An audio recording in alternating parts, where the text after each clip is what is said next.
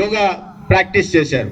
ఇవాళ అది 5 లక్షలకు చేసే ప్రపంచ రికార్డు బద్దలు చేయడమే కాకుండా ఒకే రోజు 2 కోట్ల మంది ప్రజల్ని భాగస్వాములు చేసి రాష్ట్ర వ్యాప్తంగా ఏ సమయంలో అయితే యోగా చేస్తామో 22 కోట్ల మందిని వాళ్ళ భాగస్వాములు చేయాలనేది ఉద్దేశం. దాంట్లో భాగంగానే ఇటువంటి పెద్ద ఎత్తున కార్యక్రమాలు కూడా నిర్వహిస్తున్నాం.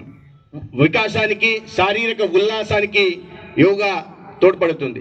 మన మునులు ఋషులు వాళ్ళ అనుభవాన్ని రంగరించి మేలగించి మనకి అందించిన అద్భుత వారసత్వ సంపద యోగా.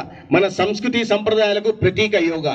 దీనిని భవిష్యత్ తరాలు తెలియాలి. దాని ద్వారా అనారోగ్యం బారి పడకుండా మన ఆరోగ్యాన్ని మనమే సంరక్షించుకునే అవకాశం ఉంది. కాబట్టి దీన్ని కేవలం ఒకరోజు మాత్రమే చేసి తర్వాత వదలకుండా దీన్ని మన జీవన పద్ధతిగా, వే ఆఫ్ లైఫ్ చేసుకోవాల్సిన బాధ్యత ఉంది.